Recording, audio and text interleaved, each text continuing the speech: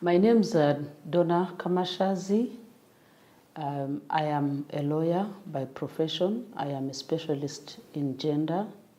I have been working in this area for over 15 years, both with the UN, the government, and currently as a private practitioner, as a gender advocate and a researcher.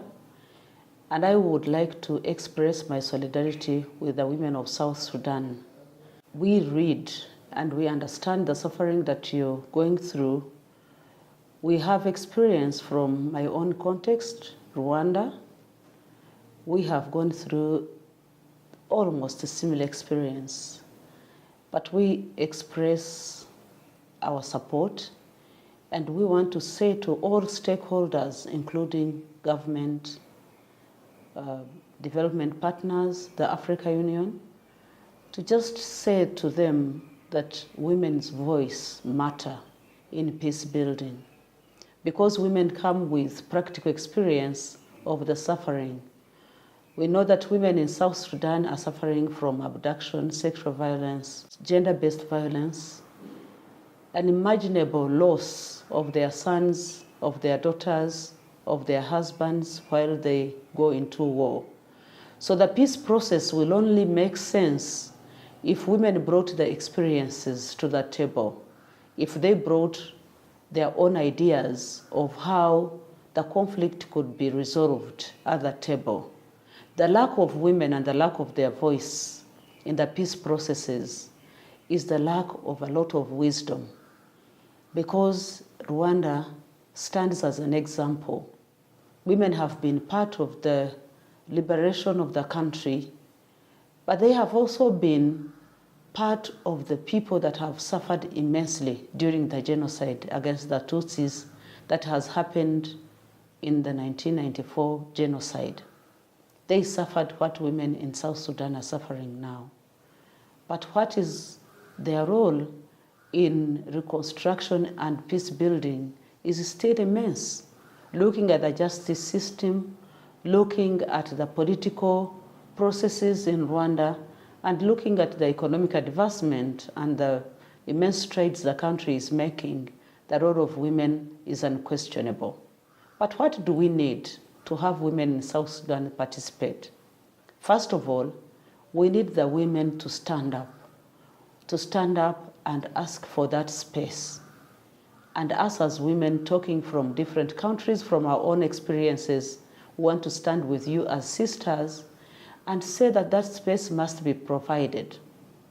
The space has to be provided right from the grassroots, where the decisions are being made at the family level, up to the cell level, to the sector level, and at the governmental and intergovernmental level.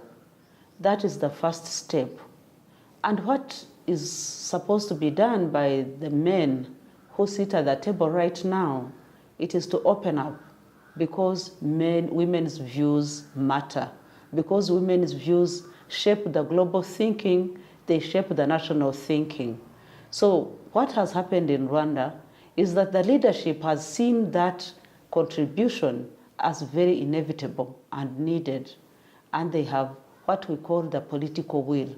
So the political will starts from us as women, the South Sudanese women, but also the cooperation of men who right now hold the political power, who need to provide that space to women, who need to know that the women, if women are not involved, there is not going to be perfect peace, because their experiences, their needs, the experience of woman is the experience of the family, is the experience of the community, is the experience of the nation. And we can never build nations or strong nations without strong voices of women.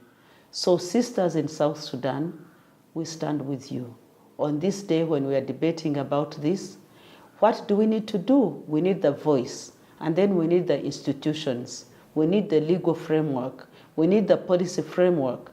We need the protection framework, and we need the mindset change that is going to cut across all African countries, where the value of a woman is going to be felt, and that is when the wars will stop. That is when men and women will be able to sit and think about prevention rather than response.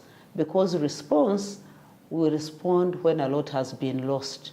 But when we prevent by getting to the table as nationals of these nations, then we prevent a lot of loss, whether in terms of human lives, whether in terms of development, whether it's in terms of infrastructure, or even the emotional damage. We need to have stable nations, and we can only have stable nations if all stakeholders' views are taken into consideration. We stand with you today and always.